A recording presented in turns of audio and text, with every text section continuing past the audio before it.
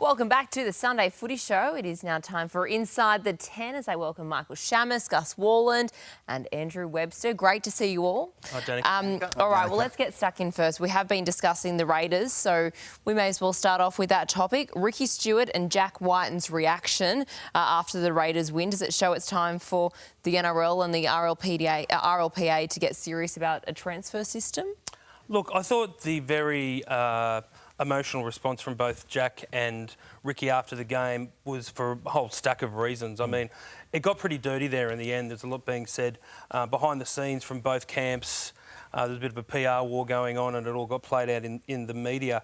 But I don't think the NRL can ignore any longer the fact that clubs and now coaches are talking about it. Ricky talked about it this week. Wayne Bennett talked about it this week.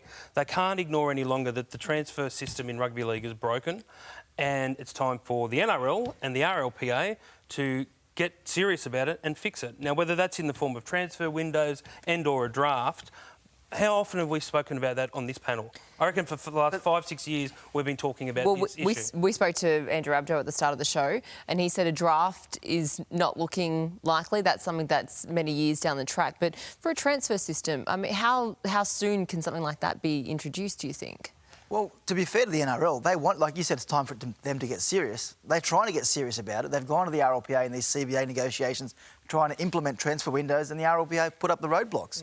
They keep saying it's the players' best interest for this system to stay the way it is, and they don't get restrained trade. They can look at their options as far out as they want, but what's best for the players might not be best for the game. That's the point the NRL are trying to make right now. Yes, it might be difficult for players to move on a short period, short notices if we leave it till the end of the year, but what's good for the game needs to be the priority, not what's good for the players. How good was the draft, though, the last couple of days in the NFL? It has been, I think it was the number one program on their telly for a couple of days, and it was so great to see those millionaires, and it wouldn't be obviously those numbers necessarily in our game, but at the end of the day, just to see the families there and that human emotional touch, if you could have a moment like that on Aussie TV, it'd be pretty cool. But it's a different, that's an external draft, a rookie draft, but then you got the internal draft that they also have in every major football code, including the AFL, about trying to, manage the transfer of players from club to club. The main problem with the NRL is that we're doing business 18 months before it's supposed to come into effect. That's insane. But this is the thing. But like what Andrew Abdo said, we'll look at a draft in a few years down the track. Everything gets a few years down the track. Everything gets kicked along the road by one administration to another, and it's time for the RLPA and the NRL to get serious and sort it out. The RLPA will do it only if they get extra money. They just got a record pay increase in the last CBA, in this CBA that they still haven't signed off on. Like they got a 22% increase, and they want more money to narrow the window where they transfer between clubs. I think that's selfish. Well, I think something needs to happen because I think it's unfair for fans, especially if this week, Jack White and that situation for Raiders fans, it's disappointing for them, knowing that their star player is leaving already, and it's also really hard for someone like Jack Whiten to have to make a decision this far out. You can see it on his face after the game. But it's awkward for everyone. To be fair, though, Jack Whiten had an option in his contract to negotiate by this time. Like I'm not saying that the system is right. I agree with Webby and what you guys are saying, but Jack Whiten had an option to stay at Canberra for next year. He didn't take that option, therefore he needs to start negotiating. And his management were more than happy to inflate the market. Of course. And create a market that wasn't really there if we're being fair dinkum. But if the structures... If we don't think a deal was done with South Sydney some time ago, and that they've just this whole market that was, or this competition for Jack Whiten that was engineered, then I think we're kidding. Well, that's why I think, anyway. There's a good story in this, though. South Sydney fans are happy. Yes, correct. And beautiful scenes yesterday, the emotion, how raw it was. I thought that was pretty cool for our game too. Well, I think my favourite story of this week is the NRL's plans to hold matches in Las Vegas. Yes. Is this a good thing for rugby league? 100%. And it's not only the two games of footy, but you'd have a Tim Tszyu fight, a UFC with Volkanovski. They're talking Hugh Jackman singing some songs and so forth. 5 days, a celebration. What could go wrong with the rugby league community going to Vegas? 5 days. It's gone from 3 to 5. You've extended it. Absolutely. I think we all go across there. I think we go as a pack, as a team, and I think we'd have heaps of fun. I mean, what could go wrong with it? It's a 400-team wolf pack. No, but in all seriousness, it's a wonderful market for rugby league to get into. They love NFL. They love their tough sports. They get a piece of the rugby league guys doing what they do in the NFL without pads and helmets. Are they? Are they, Gus? I'm all for it. I'm I am down for the Las Vegas trip ahead of Chamis. I've already put Are we doing the Footy Show I've then? already had a word to the boss. It'd be great if it's not going to cost too much.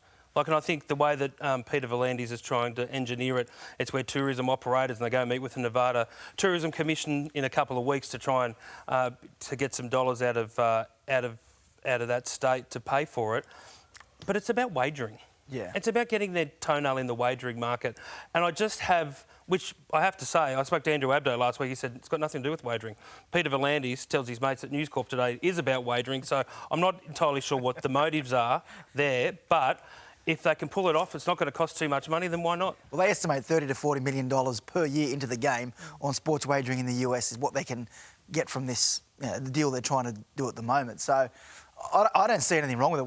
What's the downside of it happening? If it goes wrong, what do we lose? If they are going to make that much money out of sports wagering, take the game over there, try and grow it as part of a plan. And that was South Sydney's argument last year when they sort of pulled out of it, saying, we want a plan around what the long-term vision is for going to the US. It's not a one-off sugar hit.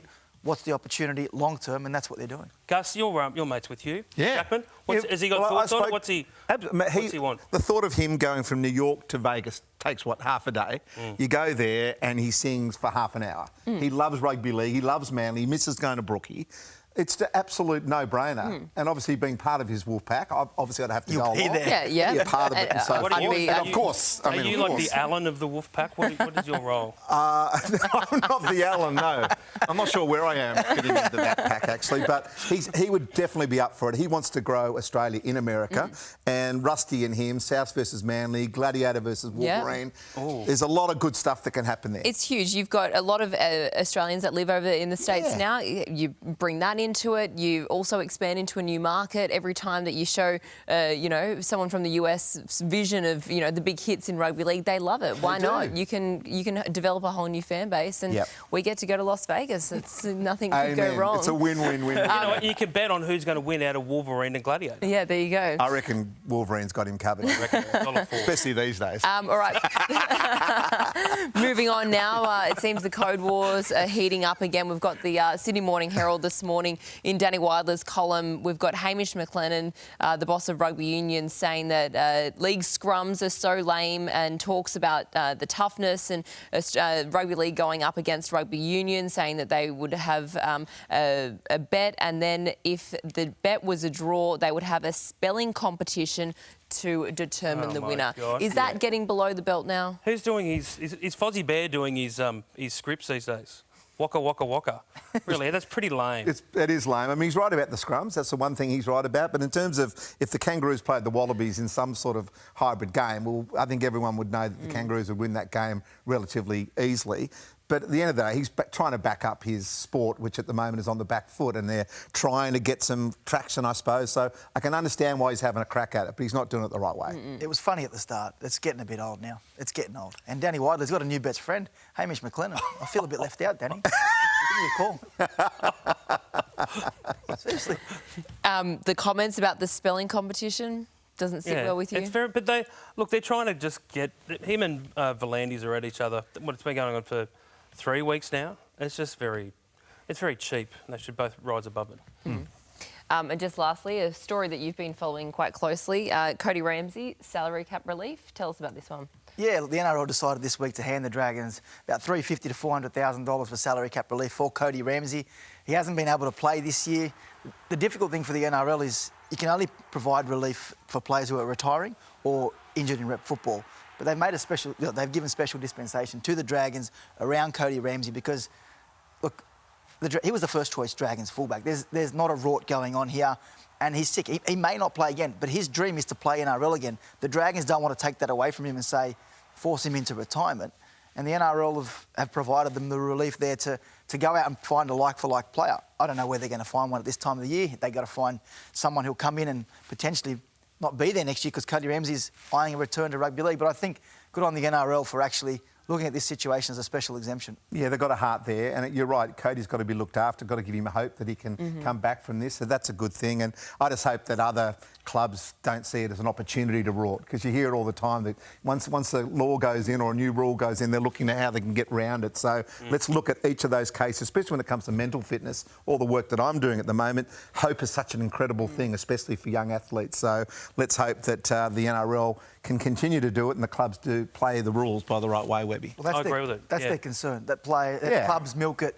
They've opened Pandora's box potentially now, but the mental health space the clubs, don't take advantage of that and try and milk it in the future. But what he's got is a rare... that's not going to happen all the time. And there are times when the NRL have to be flexible around this type of stuff. You can't. You can have black and white rules, but you need to have a case-by-case situation where it's a situation like this and you actually need to step back and look I think at it they need to start looking at it in terms of mental health. And I think, like, if Angus Crichton had to stay out of the game for a long period of time, then I think they could certainly look at that as cap relief and around a concussion. You know, like if players know that they can take whatever time they need and it's not going to get pressure from their clubs, and it's something the NRL should look at a bit further. Yeah, well Agreed. said. Yeah. All right, thanks for joining us here Pleasure. on the couch. We'll hopefully see you all in Vegas next year. Back, I baby. look forward to it.